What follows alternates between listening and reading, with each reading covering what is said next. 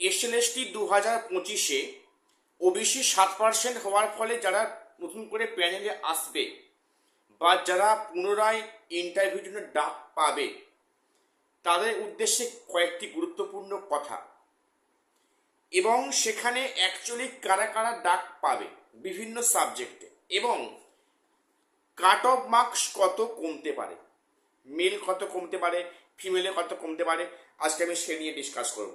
কাজেই ভিডিওটা স্কিপ করো না, সবটা দেখো, চ্যানেলটা সাবস্ক্রাইব করে দিও এসএসসি, পিএসসি এবং গ্রুপ সি গ্রুপটি গুরুত্বপূর্ণ আপডেট পাওয়ার জন্য। তো প্রথম বলি, আজকে একাদশ দ্বাদশে কিন্তু সেখানে 7% হওয়ার ফলে প্রচুর ক্যান্ডিডেট প্যানেল থেকে আউট হয়ে যাচ্ছে, আবার অনেক ক্যান্ডিডেট ওয়েটিং থেকে এম প্যানেল হবে, এর সংখ্যাটা হচ্ছে বেশি, এবং সেক্ষেত্রে নতুন কিছু ফ্রেশ ক্যান্ডিডেট পুনরায় ইন্টারভিউতে ডাক পাচ্ছে।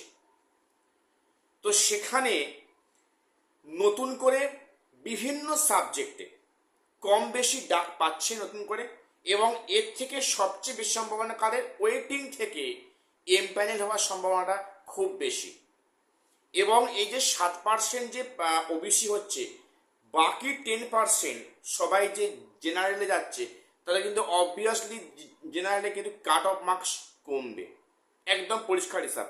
জেনারেলে কাট অফ মার্কস কিছুটা কমছে, এবং সেই সাথে সাথে অন্যান্য ক্যাটাগরিও এসসি, এসটি বা সেখানে ওবিসি বা ইডাব্লিউএস বা সেখানে আদার্স কোনো ক্যাটাগরিতে কিন্তু সেখানেও কাট অফ মার্কসের অবশ্য খুব বেশি চেঞ্জেস হবে না, কিন্তু চেঞ্জেস হবে, কাট অফ মার্কস কিন্তু কিছুটা কমবে। এইবারে বলি, যে সমস্ত ক্যান্ডিডেটরা 9, 10 বা 11, 12, বেসিক্যালি 11, 12 পুনরায় প্যানেলে আসছো বা ইন্টারভিউতে ডাক পাচ্ছ, আগামীতে ভেরিফিকেশন আছে এবং ইন্টারভিউ আছে, তো তাদের উদ্দেশ্যে কয়েকটা গুরুত্বপূর্ণ কথা। এটা বলতে খারাপ লাগে, এটা কিন্তু বাস্তব কথা বলছি, যে যারা নতুন করে প্যানেলে আসছো তাদের কিন্তু চাকরি পাওয়ার কিন্তু সম্ভাবনাটা অনেকটা কম। প্লিজ, আমি কাউ কিন্তু ডিমোটিভেট করছি না, অন্যভাবে কেউ ভেবো না, আমি প্রত্যেককে বলছি যে বিষয়টা একটু বাস্তবলি ভাবো। সেখানে কিন্তু যারা নতুন করে ডাক পাচ্ছে ইন্টারভিউতে, তাদের কিন্তু চাকরি পাওয়ার সম্ভাবনাটা অনেকটাই কমে গেল। এর মানে এই নয় একটা নেগেটিভ কথাবার্তা বলছি। কেন বললাম দেখো, মানে মনে করো তোমরা যারা নতুন করে প্যানেলে আসছো বা ইন্টারভিউতে আসছো, ইন্টারভিউতে তুমি যদি ভালো মার্কস করতে না পারো, সাপোজ সেখানে হচ্ছে কি মোট তোমার 20 মার্কসের আছে, তোমাকে সেখানে অ্যাটলিস্ট 17-18 পেতে হবে, কিন্তু না হলে তুমি কিন্তু একদম নিচের দিকে নেমে যাচ্ছ, তুমি একদম ওয়েটিংয়ের নিচে নেমে যাচ্ছ। তো তোমাকে কিন্তু মানে বি কেয়ারফুল, এখন থেকে কিন্তু প্রস্তুতি নাও, যারা আগামীতে ডাক পাচ্ছ, ডাক পাওয়ার সম্ভাবনা আছে। আচ্ছা, কারা ডাক পাচ্ছে, কাট অফ মার্কস কি কমবে, আমি সে নিয়ে বলছি। তো যারা আগামীতে ডাক পাচ্ছ, পাওয়ার সম্ভাবনা আছে, তোমরা কিন্তু বি কেয়ারফুল, ইন্টারভিউটা ভালো করে মানে প্রস্তুতি এখন থেকে নাও। ইন্টারভিউতে যদি কিনা 17-18 তুলতে না পারো, তাহলে কিন্তু তোমরা একদম ওয়েটিংয়ের নিচের দিকে পড়ে যাচ্ছ। এইবারে বলে রাখি যে ওয়েট মানে কাট অফ মার্কস কত কমতে পারে, এই প্রশ্নটা আমাকে অনেকেই করেছো, যে মেল কত কমতে পারে। হ্যাঁ, তো দেখো, মেল ফিমেল তো অবশ্যই কমবে, তো সেটা কিন্তু সব সাবজেক্টের সমান নয়, ওটা সাবজেক্ট ওয়াইজ ভ্যারি করবে, সাবজেক্ট ওয়াইজ ভ্যারি করবে।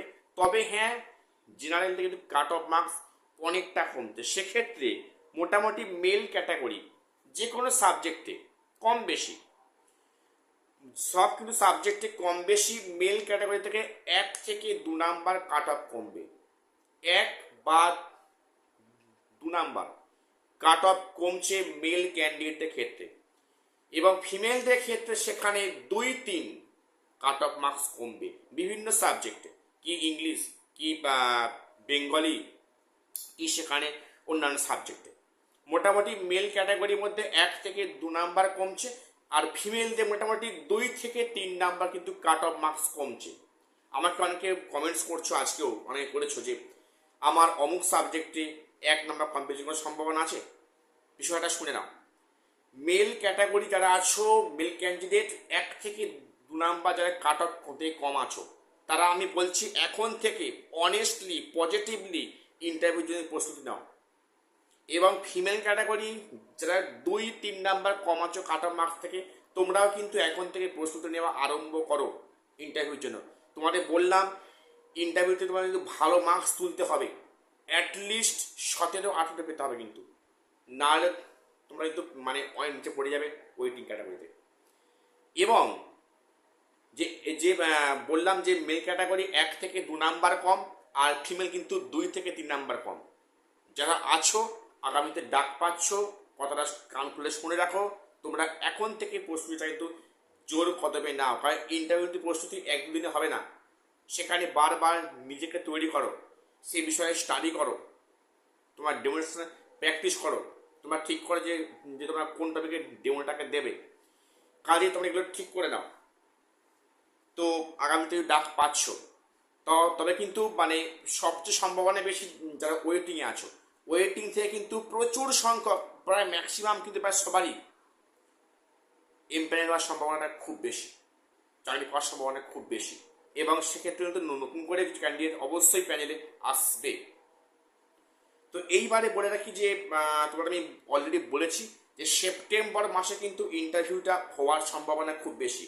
অনেকে প্রশ্ন আছে যে সেখানে নবম দশম এবং একাদশ দ্বাদশের সেখানে কি ইন্টারভিউটা কি একসাথে হবে যারা নতুন করে হচ্ছে? তবে এমন কোনো খবর নেই, এমন কোনো খবর নেই, সেটা কিন্তু আলাদাভাবে হতে পারে। তবে একটা কথা পরিষ্কার যে একাদশ দ্বাদশের যাদের কাউন্সেলিং হয়ে গেছে তাদের কিন্তু পুনরায় কাউন্সেলিংয়ে বসতে হচ্ছে। কারণ যখনই কোনো ক্যান্ডিডেট ইন্টারভিউতে 17-18 মার্কস পাচ্ছে, সে কিন্তু কখনো চাইবে না যে আমার আগের ক্যান্ডিডেটটা কম মার্কস পেয়ে প্রথম স্কুল চুজ করে নিই, সেক্ষেত্রে একটা বিশৃঙ্খলা তৈরি হবে। কাজেই কাউন্সেলিং কিন্তু সবাই কম বেশি করতে হবে। যেটা কাউন্সেলিং হয়ে গেছে তাদের কিন্তু আবারও পুনরায় স্কুল চুজ করতে হবে, কাউন্সেলিংয়ে অংশগ্রহণ করতে হবে। অর্থাৎ পুনরায় আবারও কাউন্সেলিংয়ের আয়োজন হচ্ছে।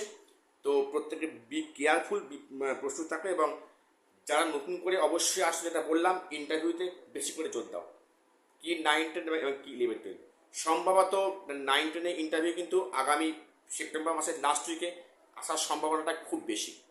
এবং গ্রুপ সি গ্রুপ ডির যে এডিট উইন্ডো সেখানে অবশ্যই আসবে আগামীতে, সম্ভবত সেপ্টেম্বর মাসের মাঝামাঝিতে গ্রুপ সি গ্রুপ ডির এডিট অপশন কিন্তু আসছে, অনলি ফর ওবিসি বললাম। তো যাই হোক, এটুকুই আজকে আপডেট দেওয়ার ছিল, চ্যানেলটা সাবস্ক্রাইব করে দিও। দেখা হচ্ছে পরে ভিডিওতে।